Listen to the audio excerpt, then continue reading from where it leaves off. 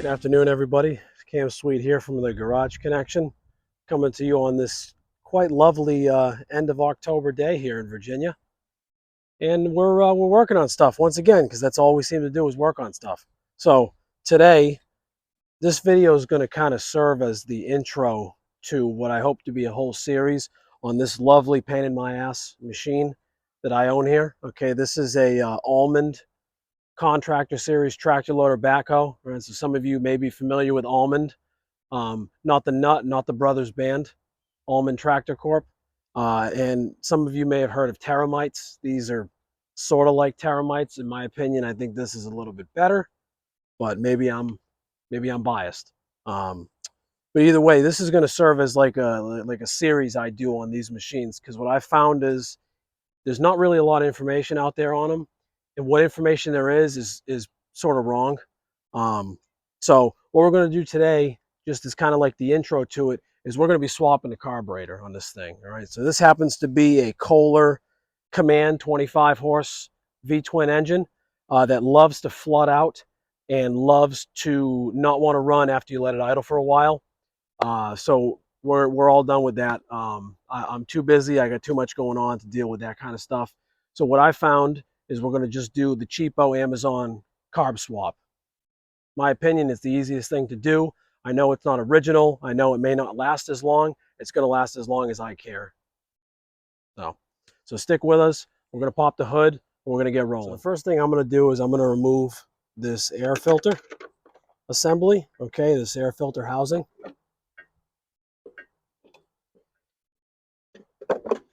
And from here, we're going to expose the air cleaner element. All right, so we're going to take this off. Now, when you're taking this off, it's going to seem like the threads are a little messed up, but eventually they will get clear. What I'm going to point out here, there's a little rubber piece that sits on this stud. Okay, and as you tighten it down, it's going to compress it, and it's going to fight you as it's coming off. So you just want to keep an eye on that. We're going to take off our air filter. I have replaced this before. This is not the original one. And now we're going to be looking at the top of our carburetor cover here, right, the bottom of the air filter housing. So I'm going to go ahead and pull these off and get this whole assembly off. So stick with me and we'll get right back to it. All right, so the next thing we're going to have to do is we're going to have to pull the fuel hose. So we're going to take this off. We'll just work this loose here on this clamp. We're going to take that off. Don't be surprised if there's a little pressure in there. All right. And then we're going to move the crankcase ventilation hose up out of the way so that doesn't get caught in anything. And we are going to unplug on this side of the carburetor. There is an electrical connection. All right. We're going to have to unplug that. And then we're going to go ahead and remove the carburetor mounting bolts. All right. There's one on this side. And there's one on this side. And if you're like me, the minute you go touch anything that had gasoline on it, you're going to burn all the cuts in your hands. Okay, now something to keep in mind, you can't really see it, but on this side of the carburetor, there is also a ground connection that needs to be removed from the carburetor itself. And then put these down. We want to pull this off. The throttle rod is right here, all right, that controls the choke side of it. We got to make sure when we take the carburetor off, we move it in such a way that we can disconnect this choke lever and disconnect the throttle. All right, so we're going to have to take off this throttle spring very easily. You don't want to bend this if you can help it. You do not want to bend this. There we go. That is removed. Okay.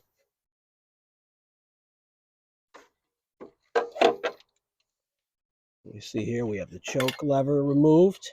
And last but not least, the throttle is going to come out. All right. There's a little plastic bushing in this end of the throttle linkage. You want to make sure that it comes out of there nice and easily. Okay. So here is our old carburetor. As you can see, aside from some gasoline being in it, it's also extremely dirty. All right. This thing's been giving me nothing but problems. So we're gonna start the process of swapping it out. All right, this is that negative connection I was telling you about. So from here, we are going to do our best to not get a bunch of trash down inside the intake. And we want to remove this old gasket.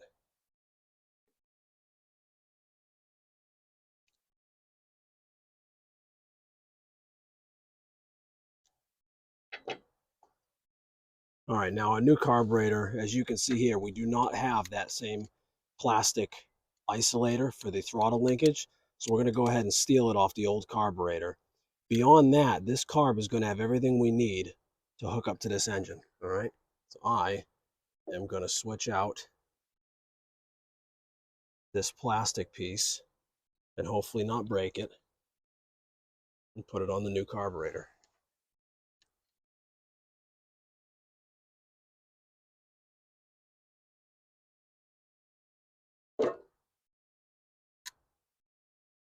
There we go.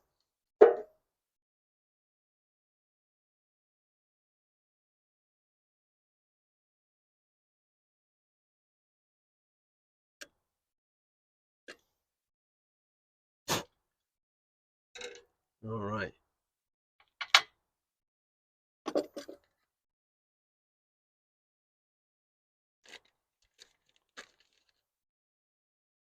We got a few different gaskets to choose from. All right, obviously we're going to pick the one that most appropriately fits the bottom of the carburetor and the engine itself. And from the looks of it,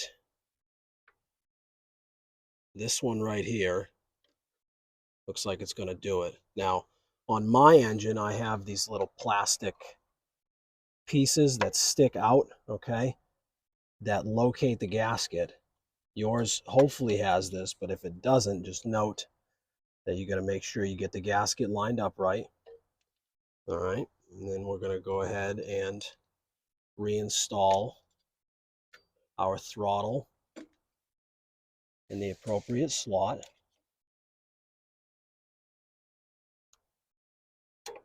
There we go. Throttle is going in.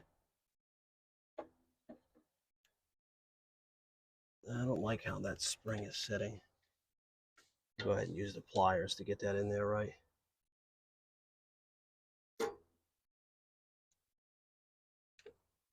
There we go. And our choke rod. Boom, boom. Look at that. Good to go. Okay. We'll put the carburetor back down. We're going to put the mounting screws back on. We're going to get everything tightened up, and we'll be right back with you.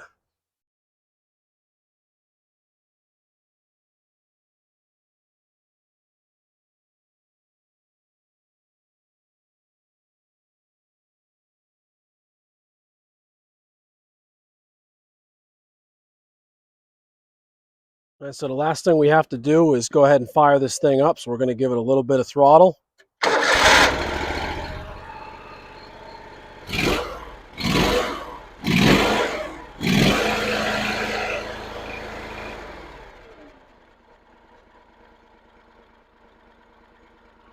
What more can you ask for? All right, so there we have it. So we did a successful carburetor swap on this Kohler engine. Hopefully this carb gives us years of trouble-free service. And stick with the channel, because we're going to be diving a lot more into this machine. There's a few repairs that I got to do to it, and I'm going to go over the hydraulics and everything else. That way, hopefully, if you're in the market for one of these machines and you don't have the money for a Kubota, you don't have the money for a Coyote or a New Holland or whatever, and you come across one of these things for a decent money, maybe the guy's just getting rid of it. I want you to be more confident in what you're buying and how it works. So for now, that's going to do it. I'm Cam Sweet from the Garage Connection, and stay on those projects.